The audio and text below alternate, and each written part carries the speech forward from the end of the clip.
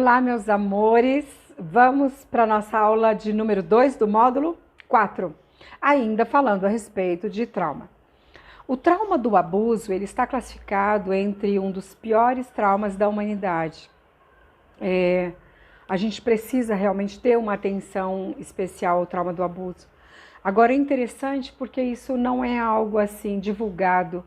Eu acho que nem no Brasil e também em outros países também não é divulgado.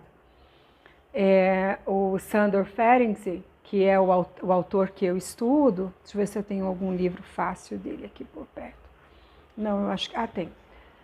Ele vai nos falar que é um trauma comparado aos traumas das prisões Sandor Ferenczi, de Auschwitz. E aí você pode falar, nossa, mas é um absurdo, né? Uma comparação como essa. Mas ele está falando, nesse momento, do prejuízo psíquico causado. Eu gosto de falar a respeito desse assunto e pontuar por um motivo. Quanto mais nós ficarmos sabendo do prejuízo do trauma do abuso, nós podemos aumentar a proteção às crianças, né, desse momento, através de leis, as punições para os abusadores e também a consciência do adulto que foi abusado. Porque é terrível receber em consultório aquela pessoa adulta extremamente sofrida, que ela acha que tudo aquilo tem a ver com ele, com a estrutura dele, com as escolhas dele, que ele é assim. Então, é muito interessante a gente entender tudo isso para saber separar uma coisa da outra, como na aula passada, para arrancar o que não me pertence, ao que pertence ao abusador. E uma caminhada em relação ao autoconhecimento, essa caminhada em relação à busca de si e à libertação das consequências, né, dos sintomas do abuso. O Ferenczi, ele vai falar a respeito de mais traumas que são também bastante prejudiciais para a humanidade. E todos os traumas, os mais prejudiciais, eles estão ligados à infância. Por que a infância? Porque é um momento de estruturação psíquica. O adulto, ele já está com a mente dentro de uma estruturação no aspecto do desenvolvimento humano. A criança ainda não. O Ferenczi, ele vai falar sobre as punições passionais, também como um abuso grave e um trauma grave, que são severos castigos corporais recebidos pelas crianças durante o desenvolvimento. Fala também do terrorismo do sofrimento, que é uma responsabilização da criança pelo sofrimento do adulto. Então ele classifica aí o trauma do abuso sexual, as punições passionais e o terrorismo do sofrimento, como sendo assim algo terrível para o desenvolvimento psíquico, para que se tenha uma mente saudável, uma mente desenvolvida de forma saudável. É muito interessante porque, pensando nas crianças que estiveram em Auschwitz e conseguiram, né, sobreviver, o aspecto relacionado ao que a gente chama de consequências de traumas é muito parecido com as consequências dos traumas do abuso sexual, das punições passionais e do terrorismo de sofrimento. Mas dos três que eu mencionei agora, punições passionais, terrorismo de sofrimento, o trauma do abuso ele ainda é pior que os outros dois. Ele é pior porque ele é mais invasivo, né? Ele é bem mais invasivo para a constituição do psiquismo. E essas pessoas que sobreviveram às perseguições do período de Hitler conseguiram sair e conseguiram manter-se em vida. É muito interessante porque algumas características como a tendência suicida, autoestima negativa, existem muitas características muito próximas das pessoas que sofreram abuso. Por isso que o autor faz essa relação. E aí você pode pensar, nossa, mas essas pessoas elas sobreviveram a Auschwitz, por exemplo, como crianças, conseguiram crescer e há uma tendência agora para o suicídio, né? Sobreviveram e agora uma tendência para o suicídio? Sim, infelizmente sim. E aí tem toda uma lógica psíquica para isso. A questão da solidão, a questão do sentimento de culpa por aqueles que eles interagiram e não conseguiram salvar junto com eles. O sentimento de culpa em relação aos pais, né? Os pais morreram ali e eles não puderam fazer nada. Na questão do abuso sexual, nós vamos aqui estudar nas próximas aulas, eu acho que eu tenho uma aula exclusiva sobre sentimento de culpa, que é algo assim terrível como consequência do trauma do abuso. E sobre o suicídio tem uma questão. No momento em que essas pessoas elas sobreviveram e saíram, elas tiveram um momento de silêncio.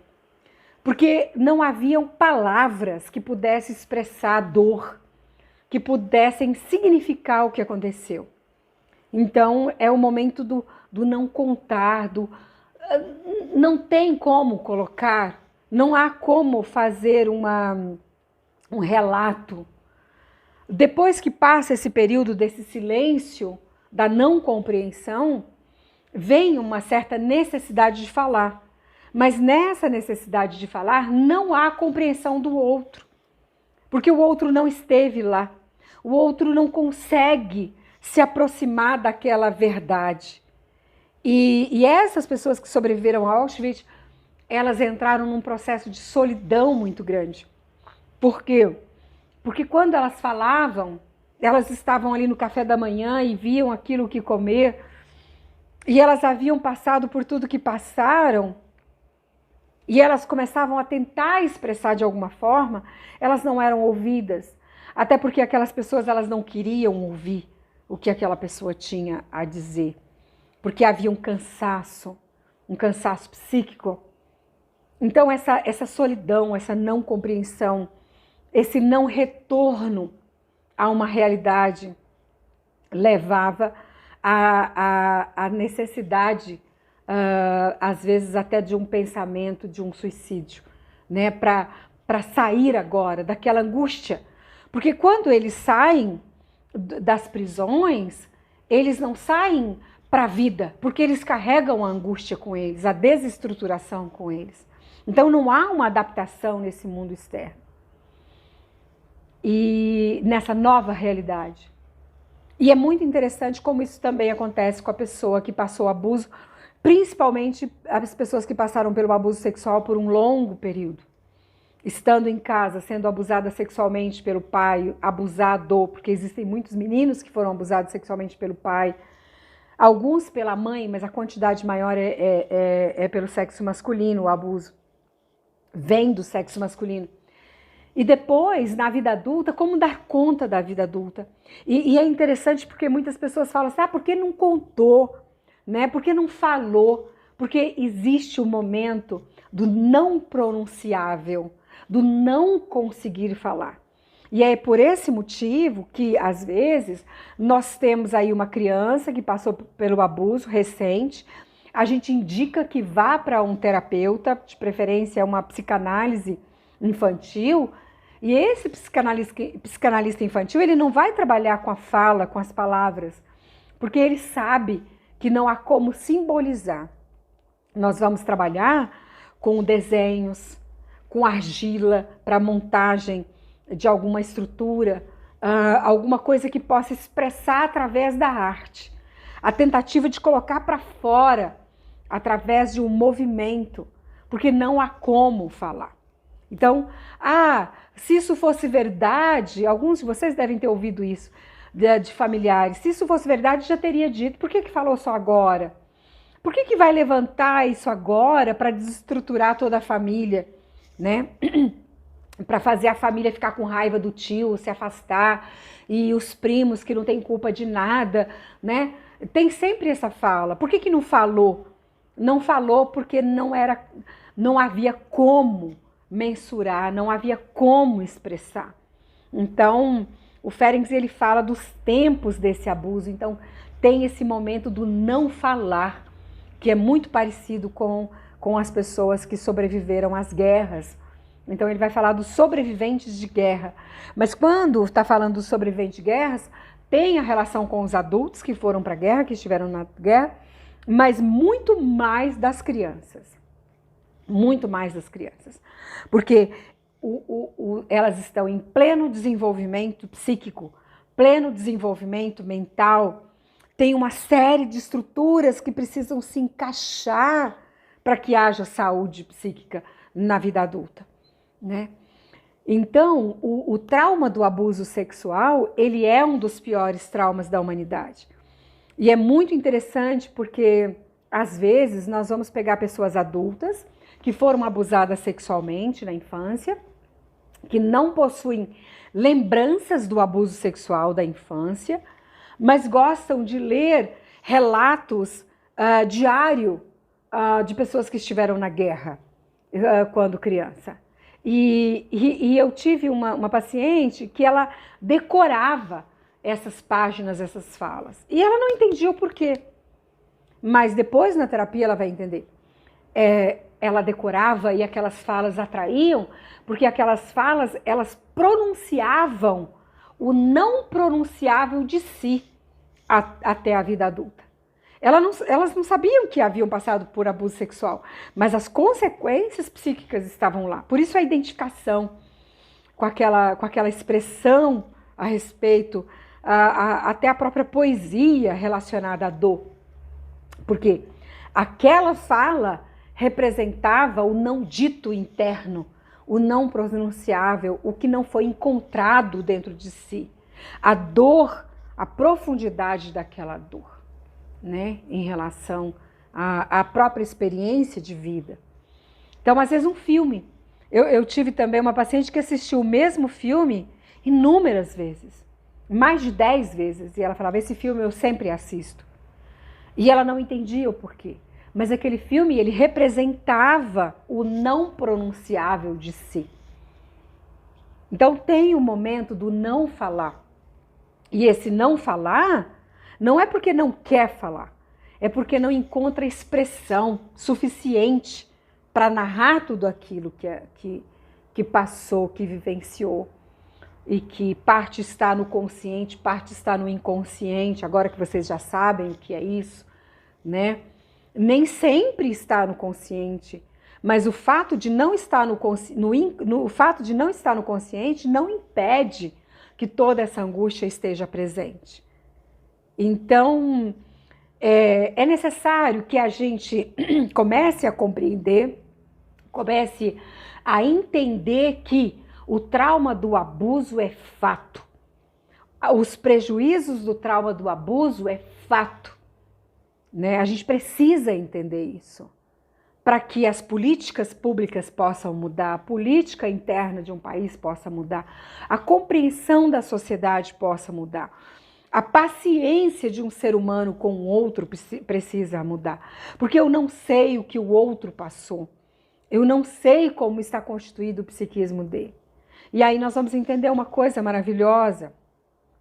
Quanto mais a gente estuda, quanto mais a gente compreende o psiquismo, mais a gente respeita.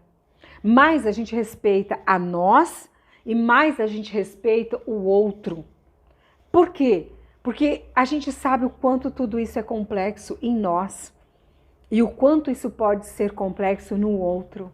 Não é tão simples assim. Nós, seres humanos, nós não fomos feitos todos com a mesma medida, com a mesma receita, com o mesmo formato, com a mesma... Não! Cada um passou por seus traumas e cada um conseguiu lidar com seus traumas como pôde, com os recursos internos que conseguiu ter. Ah, mas fulano também passou por abuso e nem por isso está vivendo dessa forma. Não está vivendo dessa forma, mas está vivendo de outra forma com outros tipos de prejuízo. E às vezes esses outros tipos de prejuízos não são tão evidentes quanto a outra pessoa. Mas o sofrimento há. Às vezes até uma pessoa aparentemente bem-sucedida. Quantos empresários, milionários eu já atendi? Ah, é uma pessoa extremamente bem-sucedida. Bem-sucedida financeiramente. Por quê? Porque o trauma dele era exatamente não ter dinheiro. E aí ele se torna obsessivo para ter dinheiro.